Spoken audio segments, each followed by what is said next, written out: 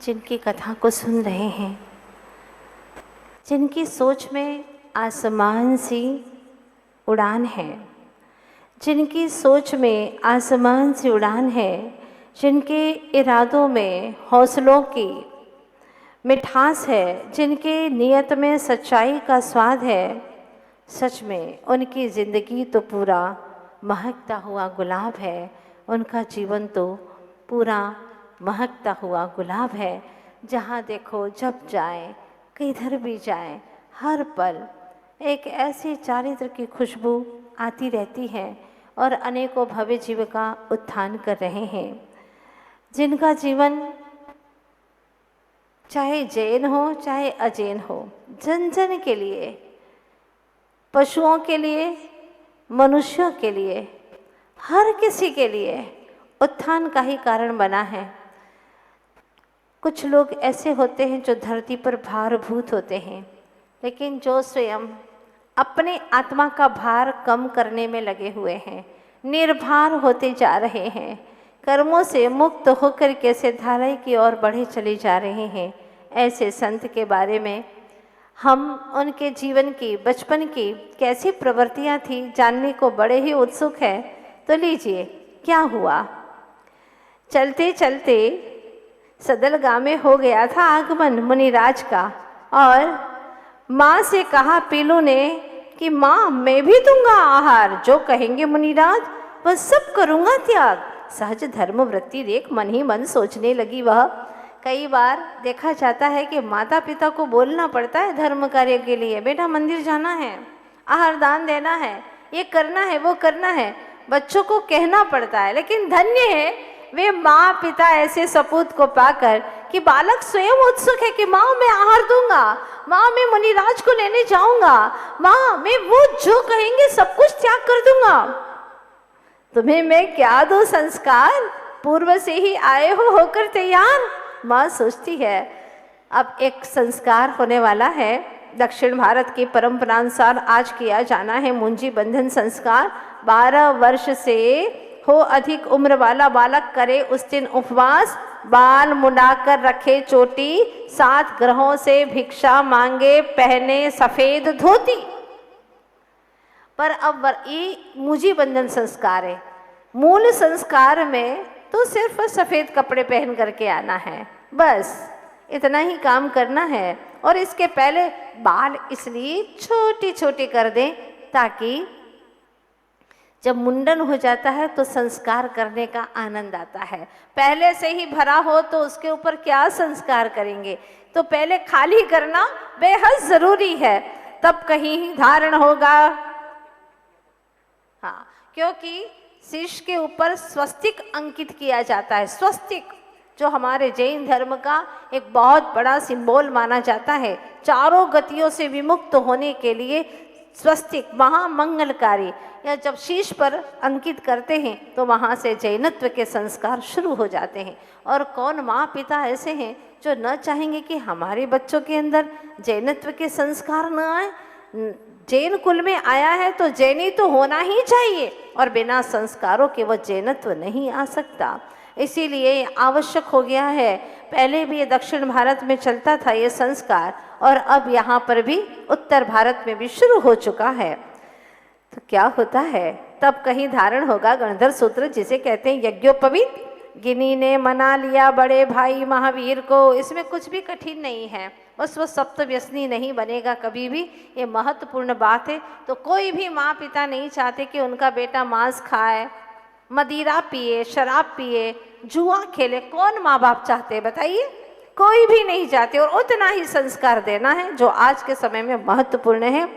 गिनी ने मना लिया बड़े भाई महावीर को, किंतु पिता ने नहीं दी स्वीकृति। कहा जरा बड़े हो जाओ, यूं डांट लगाई दोनों को। दोनों को मतलब हाँ, दोनों भाइयों को डांट लगाई, जरा बड़े हो जाओ। बोले तोता बड़े तो हो गए। तोता मतलब गिनी का अर्थ तोता होता है। इनका नाम तोता भी था। कितने सारे नामों से पुकारा जाता था। जो बहुत प्रिय होता है उसको अनेकों नामों से पुकारते हैं। हाँ, जो अति प्रिय होता है।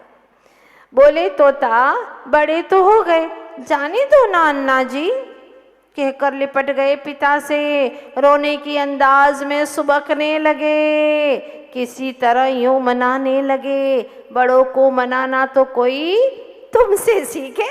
पिताजी समझ गए इनकी चाल, वो भी पिता थे, उन्हीं के वंश के अंश है ये। हाँ, तो समझ गए कि ऐसे ही ऐसे रो रहा है मनाने के लिए। बोले तीव्र स्वर में फटकारते हुए, कोई जरूरत नहीं है जाने की, मैं स्वयं करा दूंगा बाद में यह संस्कार। पिता ने डांट दिया, कोई जरूरत नहीं है जाने की, हाँ मैं स्वयं करा दूंगा तुम्हारा संस्कार। अब वो कुछ बोले नहीं, क्योंकि बोलते तो बात बिगड़ जाती। समय पर नहीं बोलना भी श्रेयस्कर है और समय पर बोलना भी श्रेयस्कर है। भूमिका को समझ करके ही काम करे, वरना क्या होगा कि एक व्यक्ति ने बिल्ली को भी पाल रखा था और कुत्ते को भी पाल रखा था। अब हुआ क्या कि दोनों पले हुए थे, घर में रात में नींद आ रही थी उस व्यक्ति को, मालिक को, और बिल्ली जोर जोर से रोने लगी, चिल्लाने लगी, उसकी नींद खुल गई, बड़ा गुस्सा आया और बिल्ली की पिटाई कर दी। कुत्ते ने देखा सब अपनी खुली आंखों से, देखो आज बिल्ली चिल्लाई और उसकी हो गई पिटाई। अपने को कभी नहीं चिल्लाना, चाहे कुछ भी हो जाए, पिटाई खाना हो तो चिल्लाओ। अब क्या हुआ, एक रात घर में चोर घुस गए। अब कुत्ते ने सोच लिया बिल्कुल बोलना नहीं है, भौंकना नहीं है, चिल्लाना नहीं है, नहीं तो पिटाई हो जाएगी, जैसे बिल्ली की पिटाई हो गई। वो चुपचाप ऐसे ही बैठा रहा, उसकी पिटाई तो नहीं हुई, लेकिन घर में चोर तो घुस ही गए ना। मैं आपसे कहना चाहती हूँ कि आप भूमिका को समझना, समय की कीमत को समझना, कब बोलना है कब नहीं बोलना है। किसी ने कहा है कि मुझे इस बात का गम नहीं है कि मैं क्यों नहीं बोला, पर मुझे इस बात का गम जरूर रहता है कि मैं व्यर्थ में क्यों बोल पड़ा। ये बात बहुत महत्वपूर्ण है। जब भी व्यर्थ में आप लोग बोल जाते हैं तो फंस जाते हैं, और कई बार तो एक छोटी सी बात बोल करके बहुत बड़ा बवंडर हो जाता है। महाभारत ऐसे ही तो हुआ था, इतने से शब्द पर कि अंधों की संतान भी अंधी ही होती है, इतना शब्द बोला और महाभारत मच गया। इसलिए ध्यान रखना, विद्याधर जी से थोड़ी सी शिक्षा आप भी ग्रहण कर लेना, कब बोलना है कब नहीं बोलना है। कुछ न बोले, लेकिन मन ही मन क्या तय कर लिया, आखिर धर्म भावना को रोक न पाए, दबे पैर अकेले ही घर से निकल आए। बालकों की भीड़ में सबसे अग्रिम पंक्ति में बैठ गए। वो तो रुकने वाले थे ही नहीं, मन में ठान लिया था कि मुझे तो जाना है मुंजी बंदन संस्कार में। ऐसे होते हैं बच्चों के संस्कार, भले माता पिता न चाहें, लेकिन मैं तो ये संस्कार लूंगा ही लूंगा। आचार्य जी के खोज रहे थे नयन किसी विशेष भव्यात्मा को, तभी सुंदर गौर वर्ण कमल से नयन, अरुण अधर सुगठित बदन देख विद्याधर को पंडित जी ने 3 लड़ वाला चमकता स्वर्ण का पहनाया जनेऊ विधिवत। 3 लड़ का सोने का जनेऊ पहना दिया। सबसे सुंदर बालक जो दिख रहा था, बड़ा ही होनहार दिखाई दे रहा था। देखो कहाँ विद्याधर का नसीब जागा और सबसे आगे आकर के बैठे, रोनी के गले में वह जनेऊ पहना दिया। दूर से देख यह दृश्य मल्लप्पा जी मन ही मन मुस्काए। इस संस्कार पहले हमेशा जैनों का होता था। आप जिंदगी भर ना पहन सको, कम से कम एक बार पहन करके संस्कार तो होना ही चाहिए। तो बच्चों के लिए संस्कार बेहद ज़रूरी है। इससे उनको ये भाव आएगा कि मैं अब जैनी पक्का हो गया हूँ, अब मुझे कभी भी मांस मदिरा आदि का सेवन नहीं करना है। ये उसके हृदय में बात बैठ जाएगी, और इतनी बात बिठाना आज हर माँ बाप को ज़रूरी है अपने बच्चों के जहन में। इसीलिए मूल संस्कार में सभी को अपने बच्चों को भेजना ही भेजना है, तय कर लीजिएगा। अब देखिए क्या होता है। दूर से देख यह दृश्य मल्लप्पा जी मन ही मन मुस्काए। दूर से देखा, मल्लप्पा जी को भी विश्वास था कि बेटा घर पे रहने वाला है नहीं, कहीं न कहीं तो जाएगा। और क्या हुआ, गागर को सागर में, फिर से बोलिए, आकाश को आंचल में। बड़ा जिद्दी हठी है यह विद्या, या किसी के रोके, लेकिन धर्म कार्य में जिद्दी है, संसार के काम के लिए नहीं है। हाँ, यह किसी के रोके रोका नहीं जा सकता। मोक्ष मार्ग में बढ़ना है, चाहे कितना ही दुनिया के लोग रोके, वो रुकने वाला नहीं है। साधना पथ का एक और पायदान मिल गया, गुरु कृपा से संयम पथ का एक और सोपान। दिन भर प्रसन्नता से गुजर गया, घिर आई थी तनिक नैनों में ललाई, छिड़क कर बोली माँ, दिन भर करते हो धर्म की चर्चा, कल है परीक्षा, किया है याद अपना पाठ। नम्र भावों से देखते रहे एक टक माँ को, जैसे कह रहे हो विश्वास नहीं मुझ पर तुमको। सारा पाठ बिना देखे सुनकर माँ का, शाम को प्रभु दर्शन कर हर रात अपने भाई बहनों को सुनाते धर्म की बात। सुरीले कंठ से गाते स्तुति, छोटों को भी बड़ों की तरह करते संबोधित, कुछ नहीं करते अनुचित। ज्ञात हुआ ज्ञान धारा को कि सभी भाई बहनों का नाम किसी घटना विशेष या पौराणिक पुरुषों के नाम पर ही रखा गया। जैसे प्रभु महावीर की स्मृति में आप लोग क्या नाम रखते हो? कायरा, समायरा, पता नहीं क्या क्या के नाम रखते हो। हाँ, कोई अर्थ नहीं, वो उसी के अंदर अपने मन से उन्होंने अर्थ लिख दिए, वही लिख करते रहते हो आप लोग नामकरण, और उसका दुष्प्रभाव पूरे जिंदगी भर पड़ता है। अगर नाम अच्छा होता है तो उसका संस्कार भी उसके बालक के ऊपर पड़ता है कहीं ना कहीं से। विशेष ही तीव्र कर्म हो और वो पुरुषार्थ न कर पाए जीव, वो बात कदाचित अलग है, पर अधिकांश अपने नाम का प्रभाव पड़ता है। इसलिए अच्छे अच्छे नाम रखा करो। जैसे प्रभु महावीर की स्मृति में, भट्टारक विद्यासागर की स्मृति में, शांत भाव से पलने में खेलती रहती सो शांता, जन्म लेते ही स्वर्ण खरीदा। अनंत चतुर्दशी के पूर्व जन्म में बचपन से ही शांत और सुकुमार, झूले से गिरने पर भी हंसता रहता वह लाल, इसीलिए नाम रखा था। वर्तमान के कौन है बोलिएगा? निर्यापक श्रवण सी समय सागर जी महाराज की जय। बचपन से ही झूले से गिर भी जाते तो रोते नहीं, इतने शांत थे। नाम रखा था शांतिनाथ। चाहे बड़ा भाई महावीर हो या छोटी बहन शांता सुवर्णा हो, अनंतनाथ हो या शांतिनाथ हो, व्यवहार ही ऐसा करते विद्याधर कि हो गए सबके चहेते। आत्मशक्ति और जड़ पूंजी का नहीं करते अपव्यय। एक साथ पढ़ते 2-3 विद्यार्थी, बीच में रख लेते एक दिया।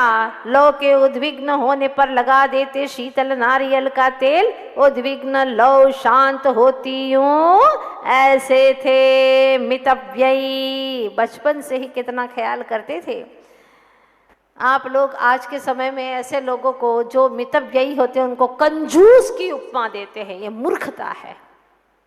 कहते हैं बड़ा कंजूस है, कंजूस नहीं है, विवेकी है, मितव्ययी है। अनावश्यक खर्च करना ये ठीक बात नहीं है। जहाँ 1 से काम चल सकता है वहाँ 100 खर्च करके रखते हो और फिर वह वस्तुएं सड़ती हैं, कितने जीवों की विराधना होती है। ये अनावश्यक कार्य करना ये मूर्खता की और जड़ता की निशानी है। विवेकी लोग अपव्यय नहीं करते, मितव्ययी हुआ करते हैं। विद्यालय से अवकाश मिलते ही मुनि अनंत कीर्ति जी के संग में पीछे बैठकर पाठ मिलाते, साथ साथ उच्चारण करते। तत्वा सूत्र सहस्र नाम कर लिया स्मरण। साइकिल से घूमने में भी पीछे न रहते। गिल्ली डंडा आंख मिचौनी खेलते तो कभी पेड़ पर। पहले बच्चों के ऐसे खेल हुआ करते थे, शरीर के अंदर एक्टिविटीज हुआ करती थी, लेकिन आज सब खत्म। बस एक डिब्बा मिल गया छोटा सा, हाँ, उसी को देखते रहते हैं।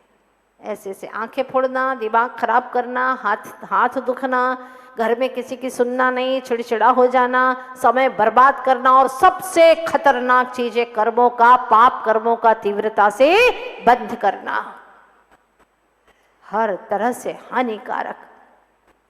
गिल्ली डंडा आंख मिचौनी खेलते तो कभी पेड़ पर चढ़ते, टीन की ढाल से सर पर सरकते, कैरम और शतरंज के तो माने जाते बादशाह। चित्रकला की रुचि का कहना ही क्या, देखते ही देखते चित्र बना लेते।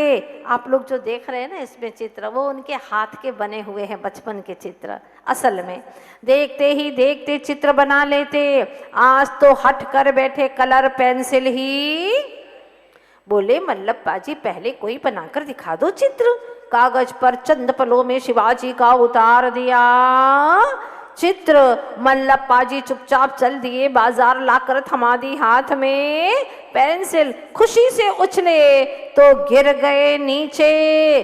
तीक्ष्ण लोहे का टुकड़ा घुस गया भाले की भांति पैर में, निकालते ही बह गई खून की धारा। देख वेदना स्वयं रो पड़ी श्रीमंती लिटाया, दे निज हाथ का सहारा। रात भर थपथपाती रही, कभी देखती पैर को, पैर की ओर तो कभी चेहरा। पैर ठीक होते ही एक दिन सुन शहनाई की धुन। सुनिएगा क्या होता है। एक दिन सुन शहनाई की धुन, देखा पड़ोस में हो रहा विवाह। गौर से सुना, क्या सुना? पंडित जी दिला रहे थे 7 वचन, विचारने लगे। क्या सोचने लगे छोटे से विद्याधर? एक दूसरे से जोड़ने नाता वचन देना पड़ता है। एक दूसरे से जोड़ने नाता वचन देना पड़ता है। अरे मन से कौन इसे निभाता? संसार का झूठा नाता है। मन से निभाते हैं क्या? बोलो नहीं, सब लोग मना कह रहे हैं। काहे को ऐसे वचन देते हो?